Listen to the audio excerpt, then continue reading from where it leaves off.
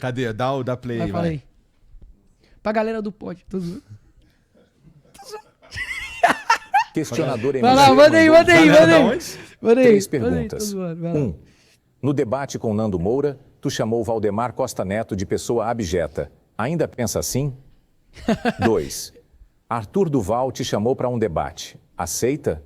3. Por que votou para aumentar o fundo partidário? Que isso, gente?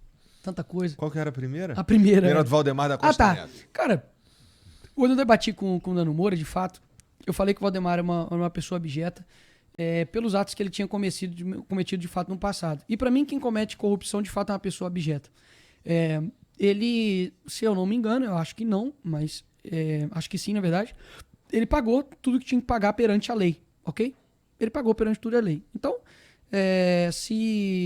se a pessoa, depois que ela pagar de tudo, ela pagar o que ela tem que pagar na justiça, ela continua sendo uma pessoa abjeta, eu considero que não. Agora, se ele for pego... Até se for de esquerda?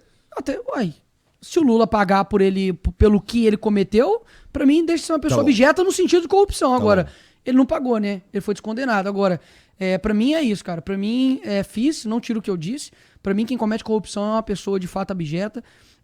O Valdemar, até então, nas conversas, naquilo que eu tive, pra mim sempre me tratou com extremo respeito.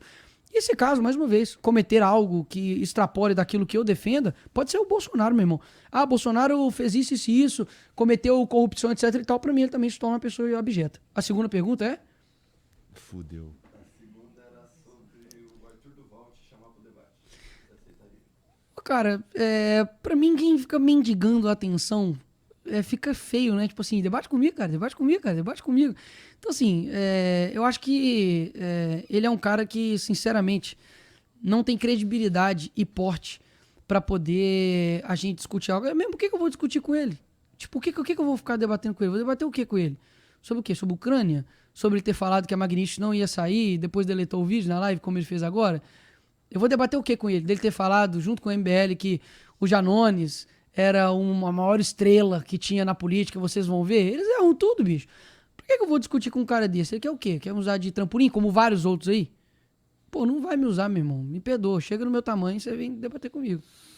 E a terceira era sobre o fundo partidário. Cara, essa aí eu confesso que me pegou de surpresa. Eu não tô sabendo disso não, cara. É? Essa aí eu não sei. Você pode ter certeza que eu não votei nisso. Assim, eu não sei de onde tirou. Tá. Eu acho... Peraí. Eu acho, não que eu tenha votado, eu acho que eu perguntei isso pro meu assessor, porque direto e reto vem algumas coisas no Twitter, né? Nicolas votou pra não sei o quê. Eu falo, mano, que merda é essa? O que aconteceu? E aí eu perguntei pra ele. Deixa eu ver aqui que se eu botar na conversa, eu vou achar. E o que é esse livro aí? Cara, tá. Essa do fundão, nós votamos para derrubar o veto, eu te explico por quê. Primeiro, era um ponto que não seria votado, entrou no acordo de última hora, então foi algo que não entrou na prioridade de análise. Como disse, eram 398 pontos de veto. Tem algumas vezes que assim, meio que vota só, você tipo, preenche uma prova tipo no Enem e manda os seus votos para lá, entendeu? Então era 398 pontos de vetos. Então priorizei o que seria votado no dia por acordo, ou seja, tinha um acordo, isso não estava entrando no acordo, então ele priorizou dar atenção nisso. Segundo, o texto não deixa claro que isso causaria aumento. Então, eu sei que o pessoal... E não tem nenhum problema, tá? Vocês fazerem oposição contra mim ou contra a direita, não tem problema nenhum. Mas um fato o texto não deixaria claro que isso aumentaria o fundo. Terceiro, diante de todo o contexto, seguir as orientações da liderança da minoria, oposição e PL, que fizeram acordo e indicaram a derrubada. Além dessas lideranças, a coalizão das frentes parlamentares, empreendedorismo, agro, livre mercado também orientaram pela derrubada do veto. Então não foi somente o meu entendimento de que aquilo não aumentaria. Agora, peraí, né, galera? Vocês querem mesmo querer me atacar como se eu fosse um cara a favor do veto, um cara que nenhuma eleição usou 1 centavo de fundo? Eu não usei. Então, assim, o que dói mais na pele? Você ser um cara que... você votou agora contra o aumento de fundo, que nem era isso especificamente. A minha vida já mostra por si só que eu sou contrário a isso, cara. Em nenhuma das minhas campanhas eu usei fundo eleitoral pra isso. Boa. O mamãe falei, tá defendendo agora. Não defendi e agora defende. Enfim, então assim, cara, mais uma vez, eu não tenho nenhum problema, bicho. E Igor, bicho, Graças a Deus, cara, que Deus olhou pra mim, teve graça, misericórdia pra cuidar de mim, porque eu não mereço um pingo daquilo que eu tenho muito mais do que eu mereço, cara, assim, saí de uma favela, velho, cabana do Pai Tomás, meu pai começou vendendo coxinha, a minha mãe trabalhava no 12BI, que era um supermercado, colocando 8 ou 9 horas por dia, aquele saco, sabe, de coloca soja, não sei o que, um monte de coisa, sementes. E me tornei deputado federal, cara, assim, o Elon Musk que me segue, compartilhou um vídeo meu, assim, o presidente da República, já estive no Palácio do Planalto, como vereador, aprovei 9 leis, deixei lá, até hoje não tem nenhuma linha sobre corrupção minha, sobre emenda. O que os caras têm pra falar que seu primo foi pego com 30 quilos de maconha. Eu falei, mas e daí? Imagina você responder por toda a merda que teu parente faz. Eu tenho algum relacionamento com isso? Tive alguma coisa a ver? Mas você mandou milhões de emenda. Depois eu passo o contato dele pra você. Tô zoando. Tô brincando. Eu falei, pô, o meu primo é um primo que eu vejo em casamento e em velório, tenho um relacionamento com ele. E outra, mas você mandou emenda pra cidade. Cara, coincidência ou não, foi a cidade que eu mais tive voto proporcional em Minas Gerais. Quase 40% da cidade votando em mim. Então eu mandei. E por outra coincidência, o pai dele era candidato a prefeito e perdeu. Então o dinheiro que eu mandei pra lá não foi nem pros caras que eles estão falando que eu fui. Então assim, por essas e outras, que eu vejo que eu conquisto a confiança das pessoas. Não, Igor. Cara, eu não sou tipo assim, nossa, você é radical, você não conversa com ninguém, eu converso com todo mundo, cara. Eu só não converso com o Janones por insalubridade. Tirando isso, cara, eu converso com qualquer pessoa, cara. Porque, Igor, eu não olho pra esquerda e falo assim, eu odeio vocês, quero que vocês morram, quero que vocês vão pro inferno. Não, cara, eu quero que o mesmo Deus que me alcançou e falou, olha, você não merece, assim como ele. Porque, deixa eu te dar uma história aqui, se eu não me engano, é de Felipe Neri. Se eu não me engano, ele era um rei e tal, uma autoridade, e ele tava numa praça e viu um ladrão indo pra cadeia. E aí ele chega e fala assim, lá se vai, Felipe Neri, se não fosse a graça de Deus. Então eu me sinto da mesma forma. Poderia ser eu, cara. Poderia ser eu. Então eu sempre vou estar com o meu braço, o meu coração, do meu lado cristão aberto, para se uma pessoa quiser conversar comigo, eu conversar com ela. Pô, você acha que eu quero que feminista morra? Não. Eu quero que ela seja alcançada por Cristo e pare de apoiar, matar criança dentro do ventre. Nicolas, você quer que o quê? Que o Lula... eu quero que ele pague pelos crimes que ele cometeu. E eu quero que, nem que seja nessa hora, na hora da cadeia, ele encontre Jesus, cara. Paulo não matava cristão? Tomara que Janones encontre o Senhor. Porque Paulo, que matava cristão, se tornou o maior evangelista, o Janones, que é o maior mentiroso, vai ser o maior divulgador de verdade. Então, paralelamente, o que eu sinto, e para poder encaminhar para o fim, é o seguinte. As pessoas, Igor, acabaram perdendo a esperança naquilo que realmente tem a esperança, que é o Senhor. As pessoas transferiram para a política a responsabilidade das atitudes delas individual. Isso é muito fácil, né? Fulano de tal me salva, fulano de tal vai salvar meu filho, fulano de tal vai cuidar da minha família. Cara, a política não tem a capacidade de redenção. Quem faz isso, eu acredito como cristão, é o Senhor, cara. Ponto. Ele fez isso na cruz, morreu, me sacrificou por mim, e nele eu tenho essa salvação. Agora, quantos lares, bicho, não foram destruídos, tipo assim, de não querer conversar, de não querer, sabe... Por conta de uma coisa que é vã esperança. Você pega Salomão, inclusive, eu trouxe esse livro aqui, que chama Meditações em Provérbios, e eu quero te dar, ele é de Charles Spurgeon. Obrigado, cara. Ele é considerado o príncipe dos pregadores. Aqui são 22 provérbios que fala sobre amor, sobre caridade, sobre humildade, sobre, enfim, amizade. E eu quero te dar esse livro. Obrigado, porque cara. Valeu. Esse cara realmente ajudou muito a mudar minha vida, junto com vários outros. C.S. Lewis. Bonito.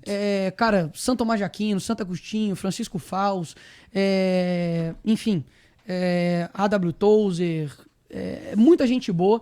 C.S. Lewis, que me ajudou muito na minha caminhada cristã.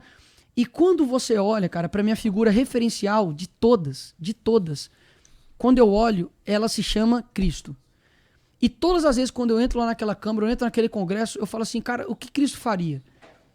Assim, eu mesmo pessoas que eu divido, e eu sei que ele não vai ter problema nenhum de eu expor isso aqui, e eu também não fiz problema em me gabar ou falar disso aqui não, mas é o meu coração. Eu vi que um dia, o Kim Kataguiri, ele deu uma entrevista falando que, tipo, até tava tomando remédio, por conta depois que o pai dele, enfim, morreu, entrou numa depressão e tal, tudo mais. E eu lembro que eu vi aquilo dali, cara, eu falei, bicho, caramba, velho. Se eu perder meu pai, né? Ele falou assim, cara, eu sou deputado federal agora, fiz isso, meu pai não pôde ver. E hoje eu, como pai, eu olho e falo assim, cara, e eu perdi também um tio que eu considerava um pai, e eu lembro que quando eu tava indo pro meu casamento, Nunca tinha acontecido isso comigo. A minha ficha caiu, cara. Eu falei assim, caramba, velho, meu tio não vai me ver casar. Ele não me viu virar deputado federal. E eu senti a dor dele. E numa proporção bem menor, né? Porque era o pai dele, No cara. caso dele, E aí tinha um livro que eu li que chama A Anatomia do Luto, que é de C.S. Lewis, e me ajudou muito. E aí, no primeiro, acho que mês, ou sei lá, de congresso, eu dediquei pra ele e entreguei. Falei, Kim, lê aí, cara. Eu acho que vai ser bom, foi bom pra mim e tal. E depois, sei lá, de um mês ele leu. Falou, cara, obrigado, tipo, minha visão, pelo menos sobre você, tá diferente. Então, se as pessoas soubessem, as pessoas que eu converso, elas se assustariam. Porque, cara, foi isso que Cristo fez. Eu não fico andando com corruptos. Porque Jesus andava com discípulos. Mas, quando ele tinha oportunidade, tanto ele ir até, quando uma pessoa ia até ele conversava, cara, ele estendia a mão pra prostituta, pro fariseu. Você tá entendendo?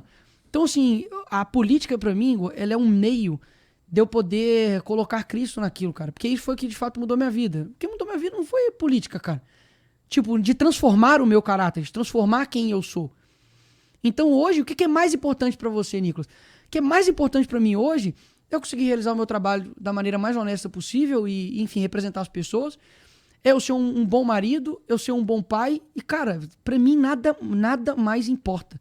E eu obedecer a Deus, acabou. Então isso que muitas vezes me dá força, o cara fala assim, pô, e aí, cara, se for preso, se for perseguido, as pessoas não entendem que... Eu não tô falando que eu quero perseguir isso, tá? Tô falando que eu quero ser preso ou quero ser morto. Mas eu tenho plena convicção de que isso aqui é uma morada passageira. Se você pegasse todos os seus bens hoje e estivesse passando por uma cidade que não é sua estadia final, você depositaria todo o seu dinheiro lá? Não. Então por que eu vou depositar tudo aqui, cara? Então por isso que a minha esperança não é em eleições ou em quem vai ganhar. Porque eu vi isso acontecendo dentro da direita. Chutando balde, família, amigos, fé, porque o Bolsonaro perdeu. Pô, quer dizer então que a tua fé, a tua certeza, ela tá com a circunstância do que acontece aqui no mundo? Cara, eu não sou movido por isso. Então eu tenho uma firme convicção disso, cara. E se as pessoas soubessem quem talvez eu converso, que eu troque delas, se assustariam. Porque o meu lado de estender a mão é muito maior do que o meu lado de chegar e combater. Ah, isso vai deixar de combater o mal por conta disso? Claro que não. Jesus, quando viu lá na praça, enfim, na igreja, né, ali no templo, fazendo comércio com o nome do pai dele, ele ficou irado. E Deus, ele é um Deus de amor, mas ele é um Deus também de justiça. E se eu quero obedecer ele, revoltar-nos contra a tirania é obedecer a Deus. Thomas Jefferson. Então, poxa, eu tenho isso muito equilibrado dentro de mim, mas o que eu sinto as pessoas precisam ter um olhar de mais caridade, mais de amor, mais virtuoso para quem a gente muitas vezes chama de inimigo ou etc. O Alexandre de Moraes e o Lula me faz ter um dever muito grande de eu ser cristão, cara. Eles tornam minha tarefa muito difícil. Porque a Bíblia me pediu, cara, e não foi meu pai que me pediu. Foi Deus que me pediu amar os vossos inimigos. E aí? Tem que amar. Tem que amar. Mas amar não é concordar, amar não é passar a mão na cabeça. Você ama teu filho, você ama suas filhas, mas se ela fizer alguma coisa errada, você vai fazer o quê? Não, tudo bem. Isso é um amor vão. Isso é um amor vão. A Bíblia fala que conhecereis a verdade vos libertará, não é? Uma pessoa que ama, ela quer te libertar da mentira. Uma pessoa que ama, ela quer ver você para um caminho certo. Eu não posso chegar e falar que a pessoa vai, continua. E lá na frente tem um precipício. Progresso, muitas das vezes, é você dar meia volta e andar para trás. Tá certo? Então, enfim. E por fim, agora, mandar um abraço pra minha esposa, que eu a amo. Sem ela não seria nada, bicho. Pra minha filha, Aurora, tem 1 ano e 4 meses, não entende nada que tá acontecendo, mas é a alegria da minha vida. E a Serena, que daqui a pouco vai estar chegando aí. E, de verdade, eu quero só deixar uma frase aqui pra finalizar, e que eu vou começar lá agora, lá no evento do Brasil Paralelo. A crise da modernidade é uma crise espiritual disfarçada de crise política. Quem disse isso foi Eric Voegelin. E eu tenho plena convicção nisso. Pais que transferiram a educação dos seus filhos para um político, transferiram a educação dos seus filhos para um vídeo, que não possuem tempo nenhum com as suas famílias, e eu acredito que a salvação da humanidade passa pela família. Teve um podcast que eu falei que a salvação da humanidade é a família, mas passa pela família, porque a salvação da humanidade é Cristo, mas ela passa pela família. É muito óbvio, Igor, que basta você cuidar da sua família, que a soma das famílias vai dar a totalidade. Uma pessoa que que cuida bem da sua família, que tem virtudes, que tem caráter, ela vai votar bem em alguém. Ela não vai matar alguém injustamente, ela não vai ser perseguida injustamente, ela não vai cometer besteiras na vida porque ela tem alguém a quem recorrer. E é por isso que a esquerda bate tanto na família, porque ela é o nosso maior núcleo. Eu acho que a família é importante o caralho, mas eu acho que isso daí é uma generalização gigantesca, mas não dá tempo da gente debater. Não, mas calma, mas por que você acha geral? Porque eu não acho que é por causa de uma pessoa ter uma boa família que ela vai ser uma boa pessoa. Não, eu não disse isso. Eu disse o seguinte, de que há uma propensão de que se você é um pai que entende o seu sacrifício, entende o teu propósito, tem um sentido de vida, que você potencializa as suas virtudes, como paciência, como honestidade, como caridade, isso impacta e muito numa sociedade como um todo. Mas é que aí você já é uma boa pessoa, né? Isso não faz com que o meu filho, que tem eu Não, como mas você pai... concorda comigo que isso não determina. Se fosse assim, era pra eu ser traficante. Se fosse assim, era pra eu ser bandido. Porque eu nasci numa favela. Mas ela influencia, ela não determina. Influencia. Mas essa influência até a influência tem deixado de acontecer. É isso que eu tô querendo dizer. E os países onde você tem uma boa moral, por exemplo, estive agora no Japão. Cara, é assustador. Tipo assim, parece que você espirrar dentro do ônibus, você tá cometendo um crime. As pessoas cumprimentam, sempre abaixando e tal, tudo mais. O que torna o Japão o Japão? A cultura. Então, isso vem de quê? Vem de uma base moral, vem de uma base estrutural, vem de uma base onde você é passado de pai para filho. Curiosamente, não cristã, inclusive. Mas mesmo que uma pessoa ela não siga, digamos assim, o Deus, que seja, digamos assim, o cristão, que acredita em um Deus, mas o cristão, no sentido do cristianismo, ainda assim há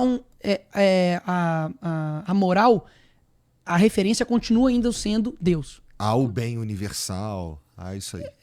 Enfim. Tá bom.